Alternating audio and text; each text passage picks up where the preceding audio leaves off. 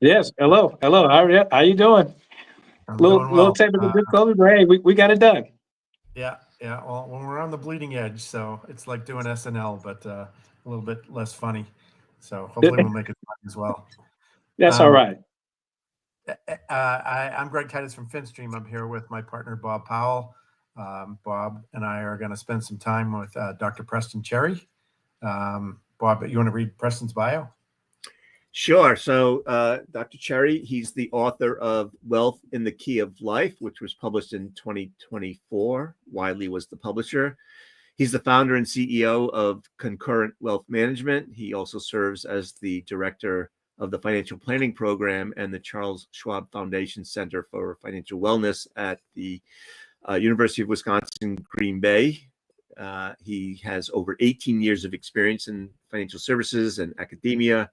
Dr. Cherry helps individuals align their wealth with their well-being and create financial harmony in their lives. Preston, welcome to FinStream Live. Yes. Thank you, Bob. Thanks for having me again. Good seeing you both. It's great to chat with you again. Well, Yeah. one of the things I want to mention before we get too far is if you like this show and you want to see more shows like this, please subscribe to the channel. Please make comments. The content is better when people ask questions. Awesome. Awesome. So, I love your channel, by the way. You know, it's always good when folks chime in and have comments along the way. It's quite boring when nobody just it doesn't have doesn't nobody have any questions. We got to have something where somebody says, that's me too, right? Yeah. So, Preston, how's the book going? Tell I mean, I guess people who might be here listening may not know about the book. So maybe talk a little bit about the book first, and then we can talk about how it's going. The book is going well. Thanks for asking, Bob. The book actually it was named after Songs in the Key of Life and the Stevie Wonder album from years ago. Oh, I And that's remember right. that well. Oh my goodness! If I was in my home studio, then you would actually see the album. And there's some friends of Mr. Wonder. I don't know Mr. Wonder, even though I've been inspired by the album and some of the things that I've been through in life and just my studies and also the way I practice advising folks and education folks inspired the book as well. I don't know Mr. Wonder, but I was actually on a radio show with Tavis Smiley, who knows Stevie Wonder, and Lynette Calfani Cox and her husband Earl. They know Mr. Wonder, and I've heard that they have told all those folks have told that Stevie that there's a book named after kind of loosely his album. So that's one cool little known fact about the book. Yeah. But the book is doing well. Here's what the title means. About wealth and the key of life. Speaking of influential musical artists, Quincy Jones, rest his soul, he said everybody has the same 12 notes. So everybody has the same 12 music notes. It's what you do with them. So we have all this music after all this, the existence of human beings making this music. And think of all the different music that's been created over time with these 12 notes. And so everybody has their own life, And so we have our own unique individual relationship with money. And this is what makes money personal. And so through the themes of the Songs of Key of Life album and the theme of music, which I love, and I know we'll talk about this later. I had this vinyl music collection that my dad passed along to me, and the uniqueness of the partnership of money. What money means to everybody uniquely, the identity of money, the partnership of money, not just a tool, because a partner you're dancing with, the toil that you trade for, what we exchange for money, right? And then it walks through life. And that's all those themes on the album too. When you're talking about the cycles of life, the love, the sadness, the joys, the happiness, the stages of life, right? All society, culture, right? Identity, and all those ebbs and flows of life. And money touches each one of those. Then we have to explore how money touches all those, and then how does that inform the financial strategies how we make our decisions and how we're going to strategize about the money now and in retirement. Well, we do have some questions for you that will pertain to the book, but I'm going to see if we can get some more people from outside to call in as well, and get some lively conversation going. One question we wanted to start with was, what inspired you to write the book? There's a framework in the book, and one of the couple of themes are transformation, being able to transform yourself, with your life and money, being able to arrive in your life honestly. And one of the things I share with people, just in general, and with my students and my clients, and just with people, is, the IRS must have lost their everlasting mind when they created the HSA, because it's triple tax advantage. We know the IRS likes to collect money, right? They're not going to give you, free tax in, free tax in the middle, and free tax out. They're not going to do that, right? And so that's the health savings account. Well, what inspired me, one of the things that inspired me to write the book is an honest HSA, which I call the emotional HSA, which is the honest self-audit. And that is admitting where you are, acknowledge how you feel about it, and taking action. And this is the first step. It's called like that ah moment. And what for me is what's that transformational moment that everybody has, is that ah moment. It was kind of like Oprah, for all you people that remember Oprah when she was a host. People remember what Oprah's doing now, just chilling with her billions, right? But back in the day, Oprah, when she was giving away cars and stuff, people would reach out of their seat and Oprah was like, oh, like that, right? So what's your ah moment? And that's 3 A's. What's that moment in life that you said, I don't want to do this. This is where people worry about, worry sometimes about money, anxiety about money, or want to stop what they're doing. It's like, you know what? I don't want to do this. I have a relationship with money in the past, what my maybe cultural experiences and all this, right? I want to audit that. I don't want to do this. And now I want to have aspirational value and go do this, maybe with their current lifestyle right now, right? Thinking boldly, thinking aspirational, or even in future retirement, so it's past, present, and future. And it's giving yourself permission to transform oneself and using your dollars in order to invest in that in a way to do so. And for me, the book kicks off with, and everybody has a story. You can find your stories, and everybody has a story. It's having the courage to go discover them, right?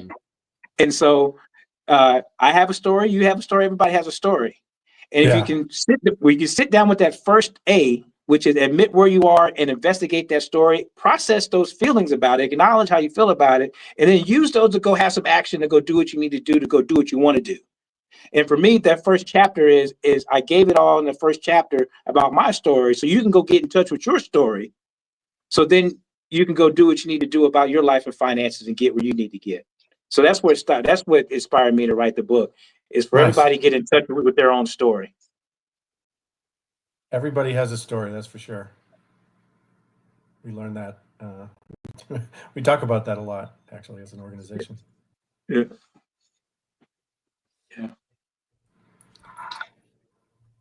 So many high earners and Gen X feel successful on paper, but since you just mentioned anxiety, I'll throw out, anxious aside. Can you walk us through an example where financial therapy turned regret into empowerment, and what surprised you about that? Yeah, sure. There's a lot. I chuckle not out of judgment, because this is where folks, I use the word permission a lot, because people, when you're on all the threads and whatever social media platform or YouTube or Reddit or whatever, or they're looking at Bob, they're looking at your stuff or whatever it is, and you see the comments, right? A lot of folks are trying to look for permission to thrive in the way they want or make decisions. So your question Yeah. about, and this is the chuckle without judgment. Folks are asking for, they're asking for permission. And when you ask about, especially Gen Xers, they're saying, can I do this? Should I? Can I take this trip, or am I behind, or should I be a little bit further? Should I cut off my kid? From taking care of your adult children, or whatever it may be, right? And so some of it's money guilt, some of it's did we do enough for? Is contentment, did we do enough for ourselves? Did we do enough for our children? Are we done with that? Are we behind? Are we going to have enough? And this is for sure Gen X, right now, because they're right in the middle. Do we have enough time? Are we going to be content with what we got? And what I'm sharing with Gen X too right now, particularly my clients, I'll give you a story here in a minute, but I wanted to set the tone. What I share with them really is like, get good with what you got. Yeah. Get good with what you got, because that's all you're gonna get. And I know that's basic, but just like with death, there's only a few guarantees, and checking out is one of them. So let's get real with that. I mean, that's a guarantee. Taxes is another. I know a lot of people like to talk about taxes, and I'm gonna stick it to the man, and the government is doing this. And my question to them is when have you never not paid tax? Yeah. So you're gonna do that. So getting back to getting what you got, get comfortable with what you got, is when you're talking about Gen X and them processing, this moment, right, and not having to deal with some of this regret, using these process moments. This is financial therapy here, is working through the emotion first and clearing the palate, so you can then get to the strategies that you need to do to commit to in order to maybe catch up, or find, and speaking of catch ups, find that money to do the catch ups in your IRAs and your 401ks and all that, right? Because what I just shared with you is for folks to motivate themselves, to maybe motivational interviewing or questioning or sharing their story, right? In order to match their emotions and find line items in their money to then move those line items into that's going to make them whole. And what do I mean by that? Well, if adult children is a line item, well, how do you feel about your investment in your children? Here's a question. Do you feel that you've placed enough investment in your adult children, emotionally and financially to this point? What's your comfort level? A scale of 1 to 10. And pause. Because now that's a conversation. That's an emotional and a financial conversation. And their answer to that is going to allow them to address the line item to say if they can move that investment to their children over into those catch-ups. And then that's going to bring the anxiety when worry and money down a notch, because now you found $30, $40, $50, $60,000 perhaps, to move over into retirement. And I'll give you another story before I pivot, which is what about lifespan and health span well-being? I had a client one time who was talking about, it was weighing the probability of a large payout, and this person was a millionaire, liquid. And I ain't talking about just a house millionaire. I'm talking about liquid, right? And several times over, almost upwards to 10 million. And this person was like, well, we may get a payout of 5-6 million in about 3 years. and they're in their 50s, and they could have retired, but there's a 50% probability on a $5 million payout. But what if you're in your health? You're talking about health span and lifespan. Sure, you may live to 88, 85, perhaps, but you're in your prime health span, vitality years, fully funded. By the way, what's that 50% probability? Are you going to regret, having fully funded 50s? What does that mean to you? What does that mean to, your spouse one and spouse two? Have you had those conversations? Or do you want to take advantage of these health span vitality years right now? So yeah, that was a conversation. Fast forward, they ended up not waiting around for that payout.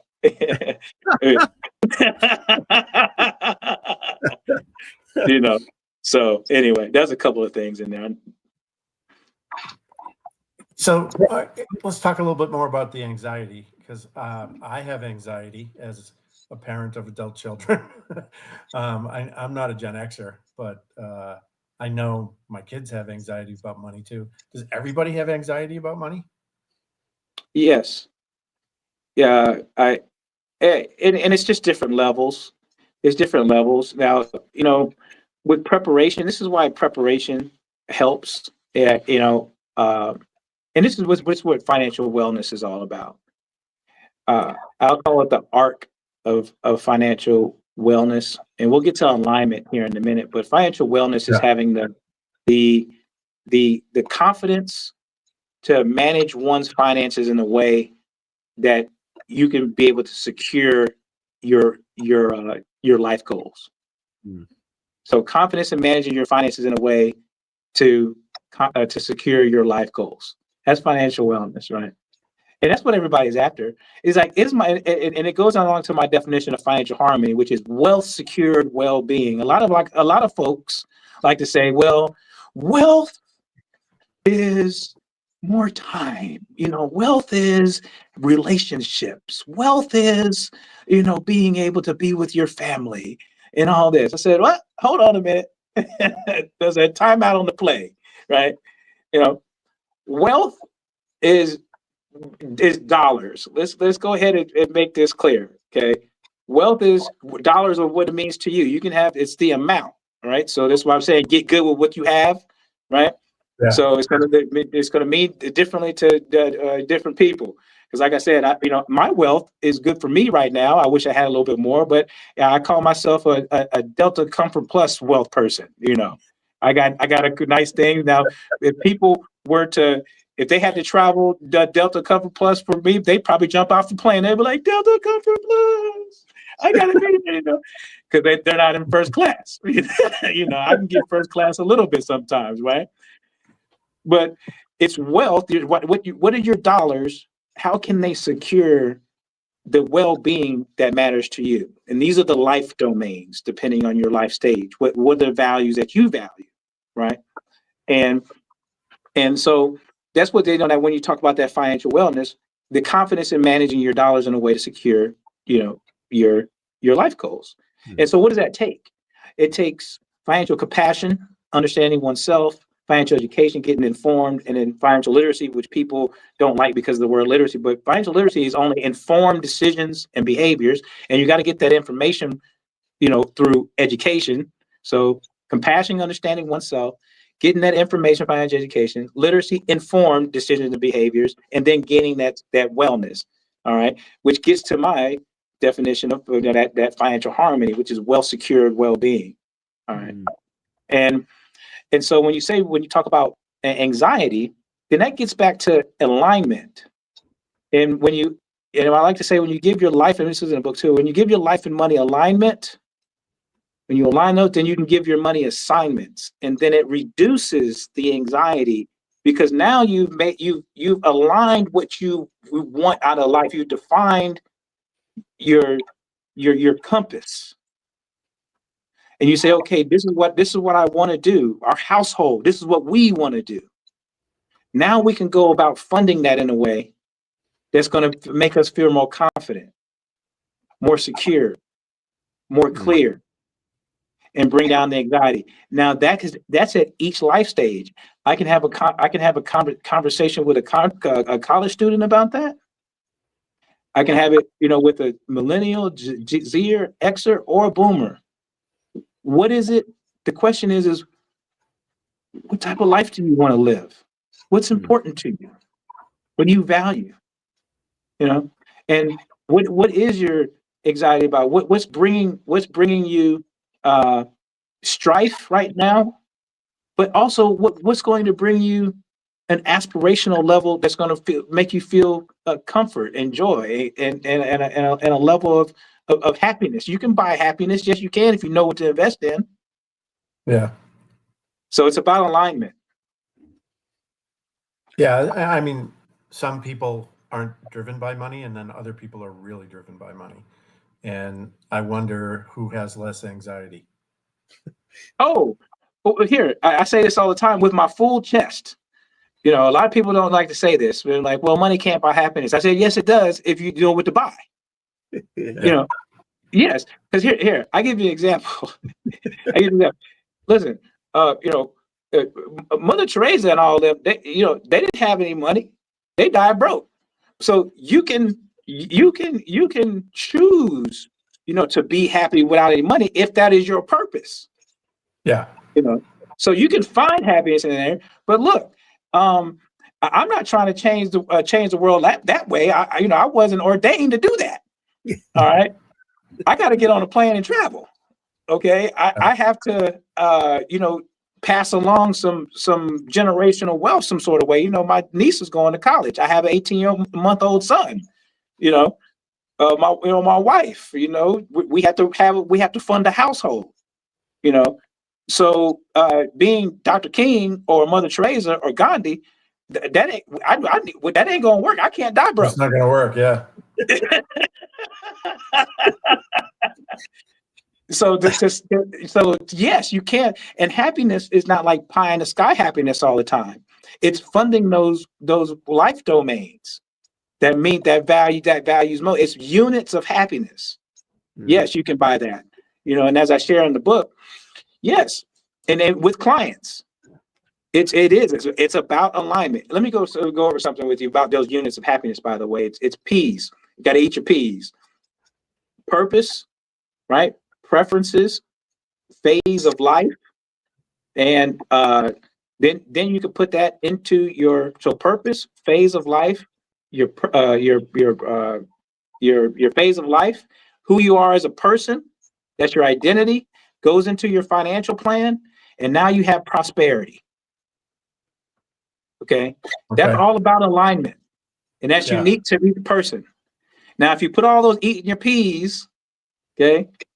And if you do all that, then now you can pinpoint those happiness units. That's why I say you can buy happiness if you know what to invest in, right? Your own preferences, your person as an identity, what your purpose is, right? What phase of life, because each phase of life is going to bring you something different, right? Sure. I always say, like my dad right now, he has 4 Tom Selleck shirts right now, right? The Hawaiian shirts, from back in the day. Yeah. He can wear those all month. Now, I got my little style from my pops, because back in the day when he was my age, I'm 46, man, my pops was styling and profiling, right?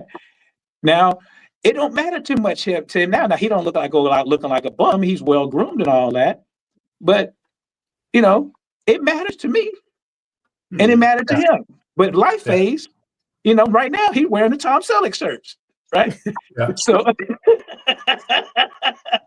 So it's phase of life, So yes, I'll give you one more about what happiness units are. In the chapter, when I was going through my and this is what people value. What you invest in, it could be somebody's education, it could be somebody's well-being.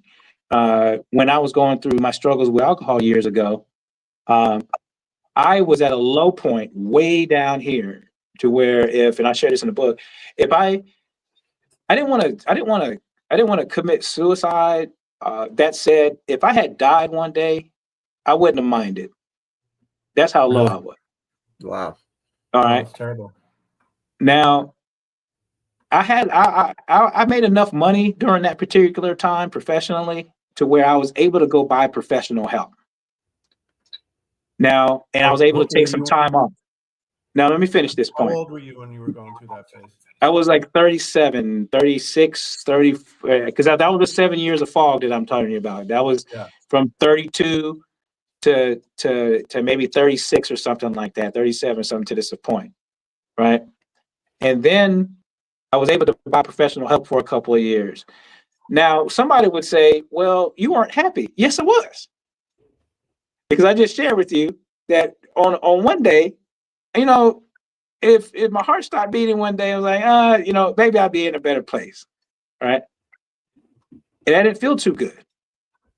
But I was able to use my dollars to go, and I was happier the day that I was able to take a breath, you know, and invest in time. Yes, you can buy happiness if you know what to invest in. Yeah. So you see what I'm saying? So you were already a professional when all that happened to you. Absolutely. I was a professional, and I was a thriving professional. Yeah. I was a thriving professional. Yeah. Preston, I have to ask, like, as you're talking about all these things, whether it's the story or finding your purpose, like, it's a lot of work. Like, it's hard enough to do my day job. And now you've added all these other things that I need to do to align my money with my life, with my purpose, with my, right? Like, people they're in for some work here. Yes. Yeah. You got to put that work in, you know. Yes. And, you know, that takes, it takes courage. It takes grace, to come to the table and be, oneself. And that's why that first step in having one's aha moment, you know, requires the willingness to want to change, you know, to having that transformation, to have that worthiness. You know, Dr. King called it your own somebodyness. That's why I love the blueprint speech. It's in the book too. You know, if you can't run, walk. If you can't walk, crawl. You know, but just keep moving. You know, that type of thing, and believe in your own somebodyness. You know, my I got to say, your self-worth is not your net worth, but your self-worth makes your net worth. Yeah. Because my parents instilled in my sister and I that, you know, your self-worth and self-value, nobody can take that away from you. Right. And those are compoundable assets. Also, another thing that I believe is that nobody's self-made. That's some bull. You know, somebody helped you along the way. Somebody believed you along the way. In order for you to have that self-worth and self-value, bless you, in order to have, you know, to go have that wherewithal to believe in oneself that you can go make that $1 million. So being a self-made millionaire, no, you know, you have the self-worth and the self-value to have that, but to have that confidence to go make that $1 million. Yeah. Right. And so what I'm sharing with you is that having that first step to bring oneself, and it takes a lot of courage and a lot of you know, grace to bring oneself to that first step. That's why it's always that first step, that admit stage, right? And then so how did that happen for you? Well, it's different for everybody. You know, it does come to a point to where it's like with your life and your money, it's a it thing. Like I say, because a lot of people say, well, well, you're talking a lot of feelings and stuff. When are you going to get to the financial strategies and all this? I said, no, you know, the financial strategies are it. I said, just pull your financial statements. I said, there's stories and statements. I said, I asked everybody, I said, let's go through these statements here. I said, pull your statements. And line item by line, I said, there's a story in each one of these statements. So here, let's go to the financial statements. You know, let's pull a record, right? Yeah, because there's stories in there. And I'm pulling this sheet, but had I been at home, I would have pulled an envelope out of my desk drawer. I keep it. And it was 6 months, a year and a half, a year and 3 years of financial statements during my roughest period of my life. And It told a story, and it's an envelope actually. And I wrote on it. I still have it. It's in my desk. I keep it as a reminder. And this is something that I suggest for folks. You ask me directly. And it's something. Write your story out. Pull your statements. Write a letter to yourself. Yeah. And then you start exploring. This is called your narrative. Write to yourself about how did that event feel to you? What would you want to do differently? And what do you want to do now going forward? What do you want to do? Right. And that's that audit. That's that audit. Of the mirror, it can be a healthy audit or an expensive tax. And if you audit yourself with grace and compassion and go line, and it doesn't even have to be this deep. It doesn't have to be tragic, it doesn't have to be such a traumatic trial. It can just simply be, our finances are not where we want them to be. Even if you're high income, it's like, I get a lot of clients that they say, yeah, we got this money coming in. We don't know where it's going. Well, do the same thing. Do the same thing. What I'm telling you, print out the statement, go line item by line item. What did that mean to you? What do you not want to do? Go forward, right? So, but for me, ask for me specifically, is like, what? I don't want to do this anymore. This wasn't it, But it took a while though. And that took a lot of process. It didn't just happen overnight. It just simply says, I've had enough. And a famous statement is like, listen, you don't know what you asked me specifically. You don't know what it is until you've gone through some it. Yeah. No, when you were saying everybody's got a story, I was thinking right. Of a friend who says everybody's got shit. Pardon my. That's right. That's what I meant by the it, right? Yeah. And when you go through it, and when you go through that shit, right? So when somebody says, when you're gonna get to the financial part of it, I just gave it to you. Yeah. Right? I just gave it to you, right? Because I've added all that past up, and it was $1 million. It's $1 million. Yeah. It's $1 million. That's what it cost you. Yes, that's what it cost me. Wow. Okay. So that's what but as my mom says, and I've said this, and I tell her I stole it from her because I've used it in speeches and stuff like that. But there's reasons for seasons. And so I wouldn't be who I am today with this global platform or anything if I didn't go through that. Yeah. So it's all part of your journey. It's all part of the journey, and everybody has a journey. Yeah. So if you don't go through that, and so when folks say, well, how much does it cost? Yeah, everything it's on your statement.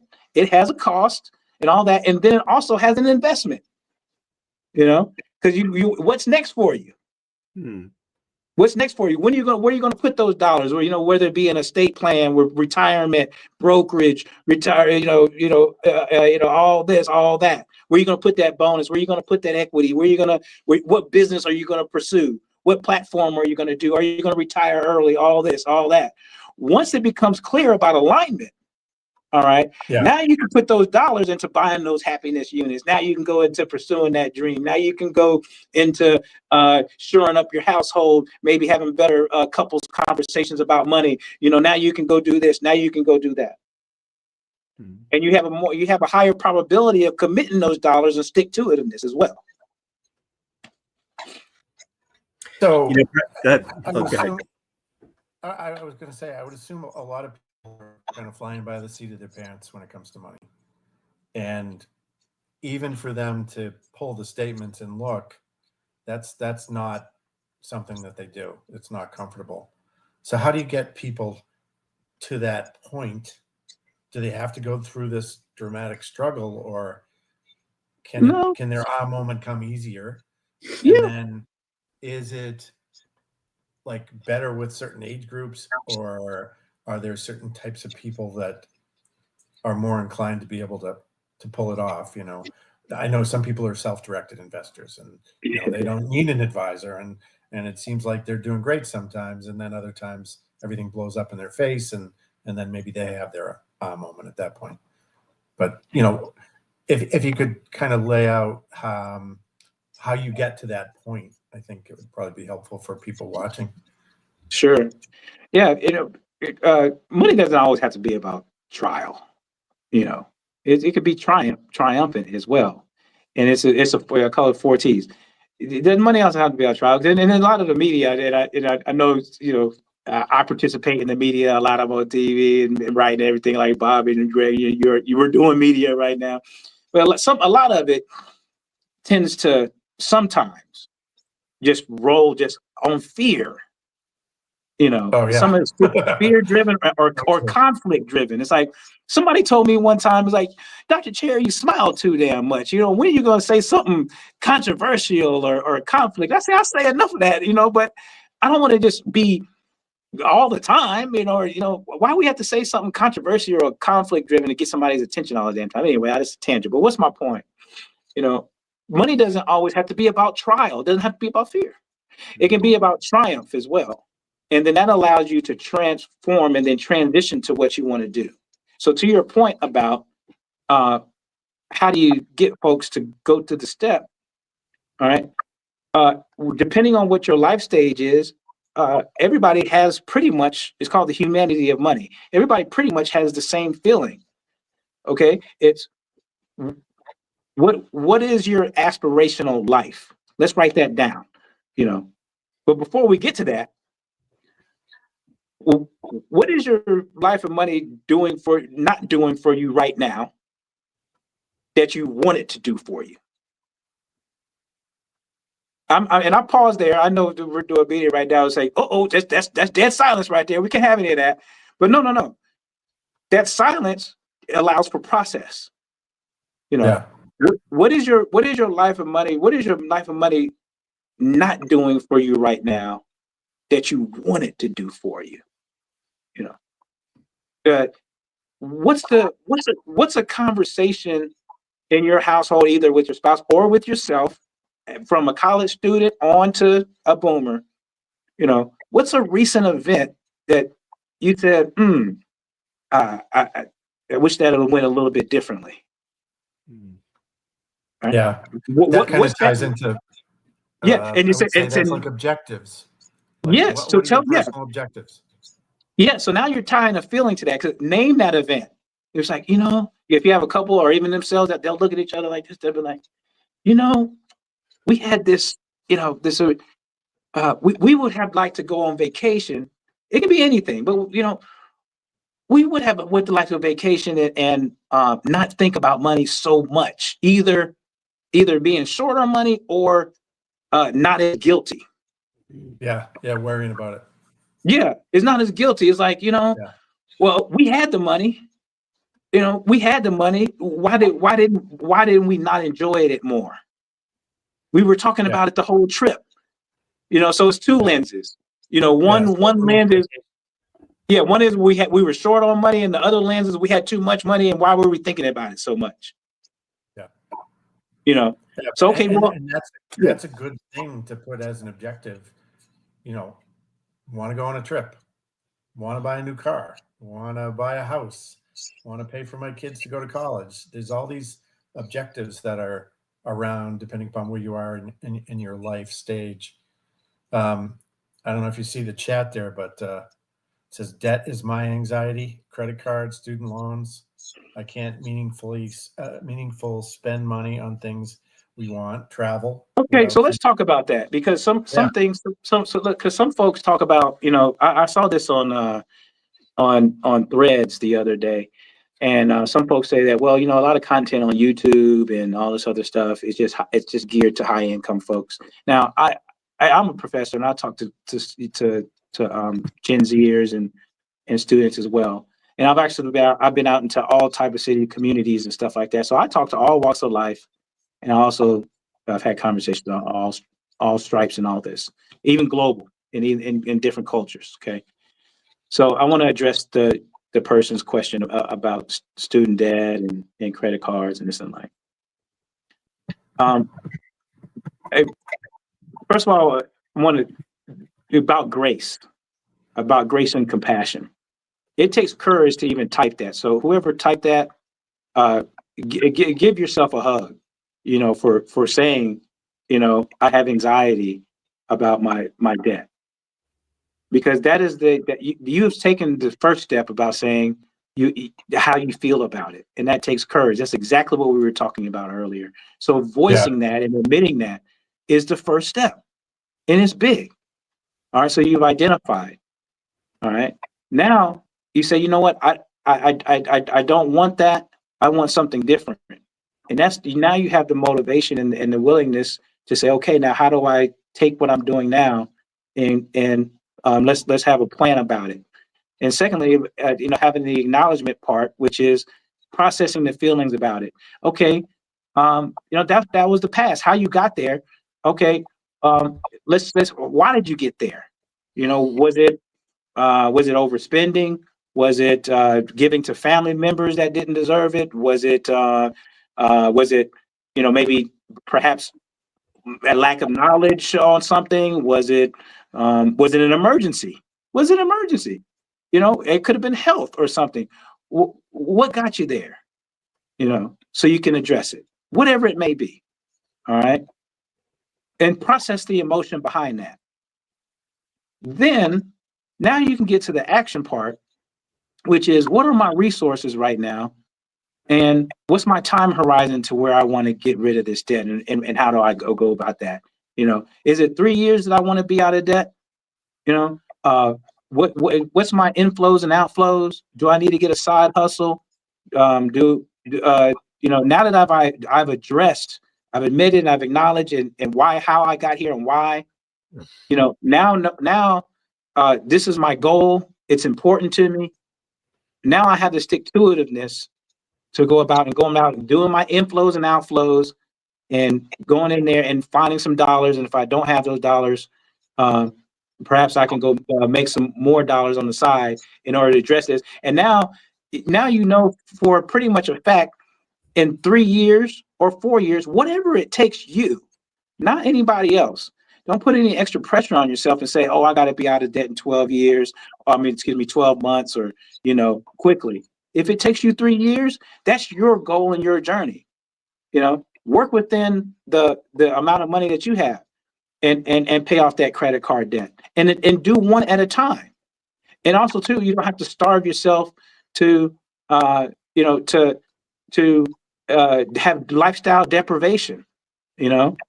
I mean, that's the other part of the question is, can you still go on vacation if you got this hanging over your head? Yeah, absolutely. Because now that's a line item as well. Fund that simultaneously. Say in 9 months, I like to take a vacation. So fund that too. Put money in that bucket. So as of right now, you may be you're working hard and say, okay, that vacation is going to cost $2,000, and then I also have this debt. Okay, well, like my dad likes to say, oh, he has some one-liners. I'm gonna have him on my podcast a lot more. My pops like to say, he said, hey, listen, son. He said, I ain't got your money. He said, I got to save up for that. He said, I got to save up for that.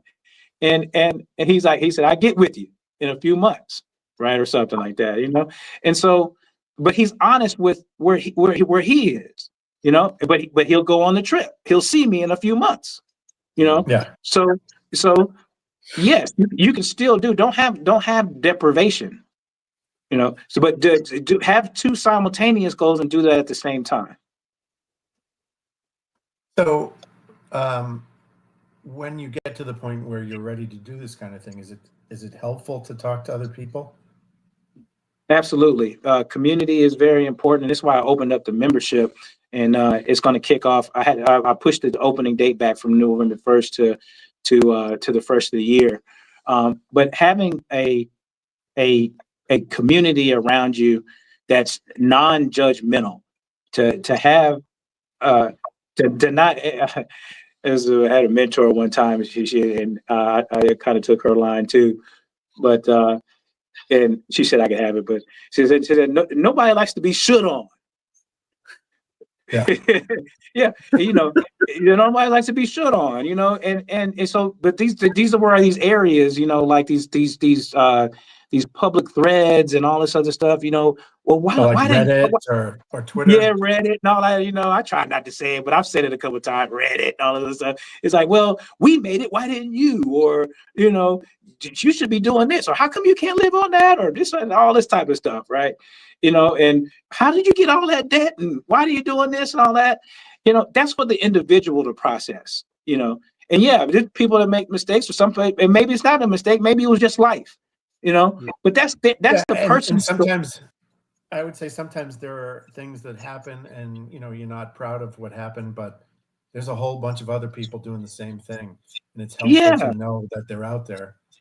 Right. And that's just life. That's just life, and that's just what it is. That doesn't mean you're stuck there, and that's why it's good. That's why the process, and we just talked about the process. So the point is that that's why it's a community. But that way you have grace, but also to hold you accountable. It's because you're holding yourself, and it's upliftment.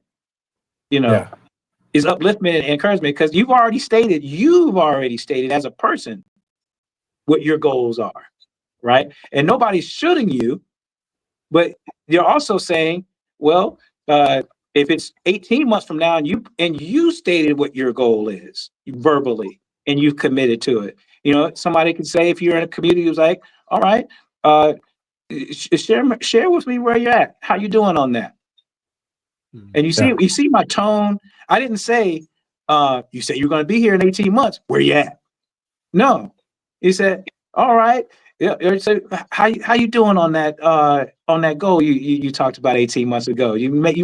How's your progress coming along? Yeah. So you see, that's two totally different approaches.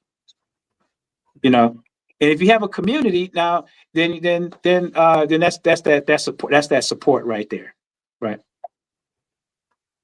So it's that community has to have like a shared language and shared, right? Like you can't have people that are outside the community, sort of like, because they won't have the same grace, perhaps, right?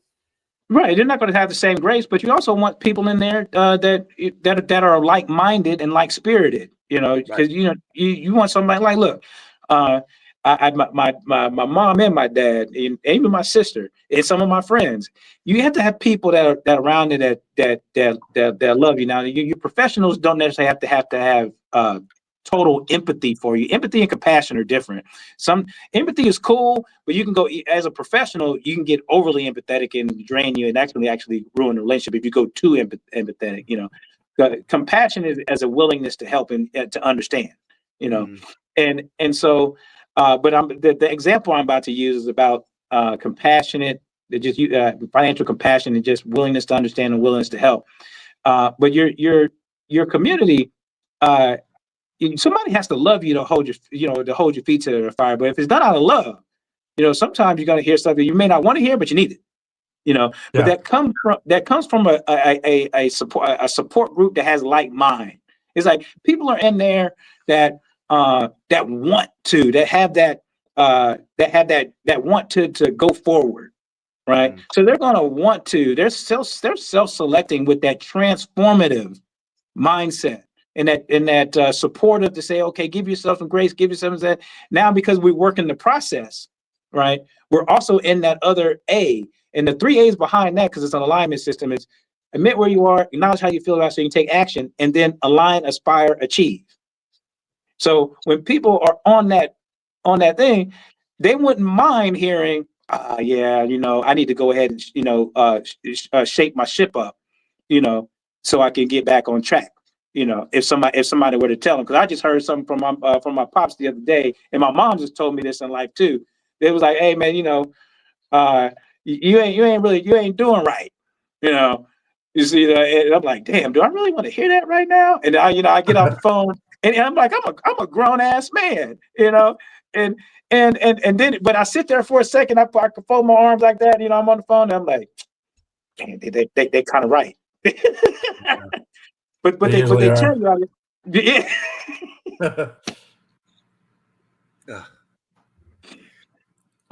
So I had one question, sort of connected to this. We always talk about financial plans, making sure people have financial plans, and we think that everyone should have one, right? I know both of you guys. In fact, congratulations on your award with the Financial Planning Association. So that was very cool. What percentage? I mean, even if you guys have to guess, since you're both certified financial planners, what percentage of people even have a financial plan of any type? Bob, you can take that one. Yeah, I know. Yeah. It's probably a Very pretty low few. number. Yeah. Depending on what, everybody has their studies and everything, they do it. And then there's empirical studies, and then there's studies done like, with your companies and all this other stuff. But, the numbers anywhere between, on the high end, you'll get 40%. And that's on the high end. You generally, it's anywhere between, 20 and 30. Somewhere around there. Where Bob, you shaking your head right there. I was going to say 25% if you had to, ask me to quote a number. Yeah. Okay, so you don't know this, Preston, but one of FinStream's new projects, we used AI and we built it's called the AI Wealth Planner. So you can build your own financial plan for free on our website. And our hope is that everybody that's an adult that has a checking account and gets a check in the mail every once in a while or into their account goes through this exercise and builds themselves a plan. And then they've got something that they can work off of. And hopefully they even go and talk to a professional, sit down with, a certified financial planner or somebody that can give them some feedback on this plan and have a roadmap to get to those goals that you were talking about, to make sure that they figure out what it is that they want their life to be like and the things that they want, and whether it's, doing things for their kids or doing things for themselves as they get older, going on those vacations, not just paying credit card debt every month. Wow. Now that's a tool that's going to help, man, so many people. We'll send it to you. Access. You can play around with it and let us know what you think. I'll do that for sure. We just pushed it live. Oh yeah, I got to check that out for sure, because that can help people in my membership program. Yeah, and it's a get started document, right? It's not going to be a 300-page financial plan. It's like easy enough and exit and something that gives you goals and targets. But okay, yeah, I'll check that out because that could help people in my membership program. Now that it's going to launch, it can really be a partner. Yeah. Yes, somewhat related. Another thing that we just launched is a financial IQ test. There's lots of IQ tests floating around on the internet. We did one that's specific to financials, since we're all about improving financial literacy. And what struck me when you were talking about this is I'm sure a lot of these people want to know kind of where they stand versus their peers. Like, okay, I think I'm pretty smart with money. What's my financial IQ? And I talk to my sister or my buddy or whatever, and get them to try it, and we can compare notes. And from our standpoint, the hope is that people see where they have weaknesses, and they come back and watch more videos, so they learn more and they do better with their finances, which makes them do better with life. Absolutely. Yeah, because people that helps people. It's a sense of self, a self agency. Because they came to the table wanting to know more. And they found out that's great. Yeah. Because when people unlike that site that we talked about that begins with R, where they might get trashed for admitting the things that they are doing right now. This will be non-judgmental. Mm-hmm. So Preston, that as at FinStream, we're looking at launching a whole series of web applications built by AI that address a whole smattering of issues, right? Like whether it's how do I decide what kind of long-term care insurance policy to buy, or how much will I really spend in retirement, right? And or what behavioral biases am I subject to, and what are the mitigation strategies to overcome them, right? So there's just a whole plethora of tools that we can generate now because of AI. Right. Oh man. Yeah. AI is, it's going to be a complement to and a partner to many things in society that we're doing. And money in retirement is another one. Yeah. And so it's really going to help us. And somebody shared this with, I saw a presentation. So, and I forgot her name. So if you're out there and you're watching or you heard this, something like that, I want to give you your credit, because what you said, I think it was at CFP Connections Conference, and she was doing an AI presentation, and it was fabulous. And she said one point, I wrote it down.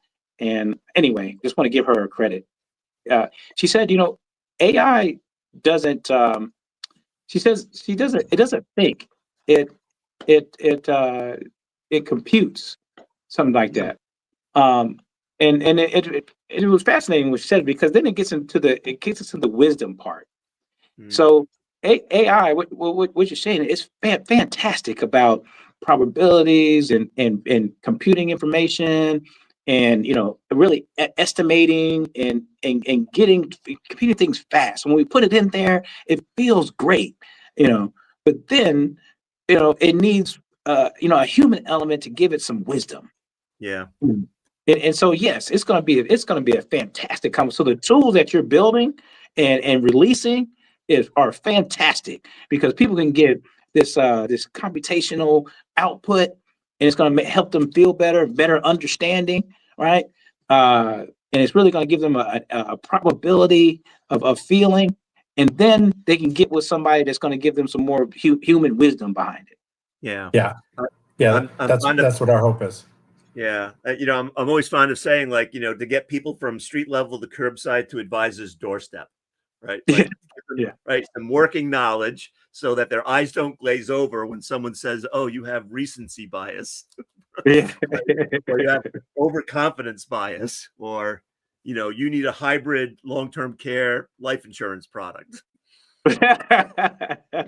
Yeah. True. Yeah. So awesome. We're at the top of the hour. I think. Yeah. I may have to run in a little bit. Yeah, no. Closing thoughts, words of wisdom, pearls. Well, this has been fascinating. So I pretty appreciate y'all, letting me, just give some wisdoms that's been put into me, and I put it all in the book. I put it all into the practice that I have. I put it all into, the students I teach, on the stages that I do. So I just appreciate y'all just asking me these questions that allow me to share and have impact on people's lives. I would say, just as far as just wrapping up and one pearl of thought is, I know this sounds like a cliche. As a matter of fact, I was watching a TV film one time, and he was hanging this dude off of the roof, and the dude was about to be killed, and he said, "Listen, if you say something stupid, then I'm gonna let you go, and you're gonna drop down to the end of the you're gonna drop." He said, "Why do you use cliches too much so much?" Now, this dude was about to be dropped. So anything that he said after this, but he was about to be dropped, right? So he said, "I'm sorry to tell you this, but cliches work." and the dude, he was about to drop. He was like, "Okay, that's fair." Yeah. So anyway, the cliche I'm about to tell you is, a lot of people have heard this, is comparison is a thief of joy. And it's one of the number one money rules that you can have. And when I say that everybody has their story and has their journey, don't compare. And matter of fact, everybody needs to mind their own M and F in business when it comes to money. Is because you hear all these stories. One of the things there's a few things I'm tired of hearing about. I'm tired of hearing about the home versus rent decision. I'm tired of hearing about the car decision. Wealthy and rich folks are not. Everybody is running around here driving buckets and hoopties. That ain't true. I mean, right? It's just not true. It's just not true. Right? And it's like everybody just or people that's declaring bankruptcy, or that everybody is bums. That's not true, because the top decisions about bankruptcy is either medical debt, or divorce or something to this effect. Or you're writing off a whole bunch of failed casinos or hotels. Did I say that out loud? But anyway.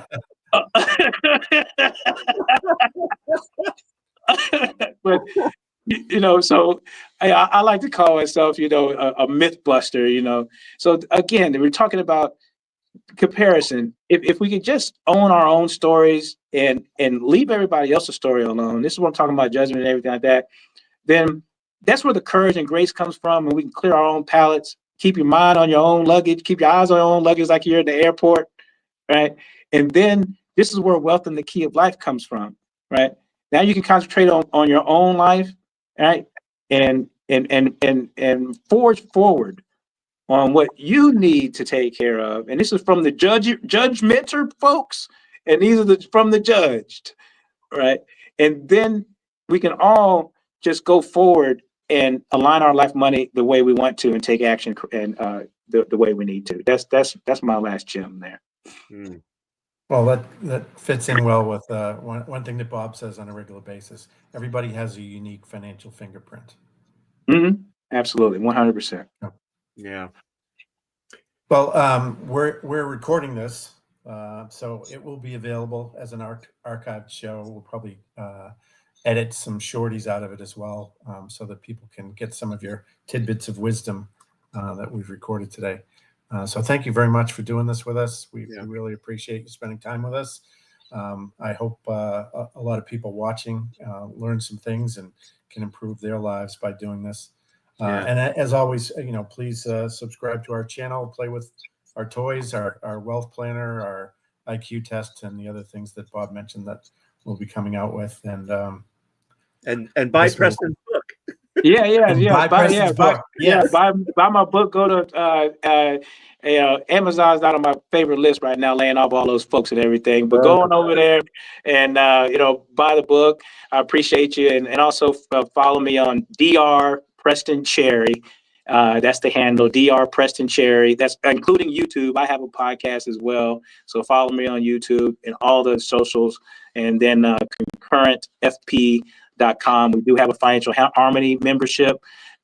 So if you don't need one-on-one advice, we have something accessible as far as, financial guidance. And then if you need one-on-one advice, then that's over on the website too. So thank you for having me. I appreciate you. Thank you. Bye all. Thank you.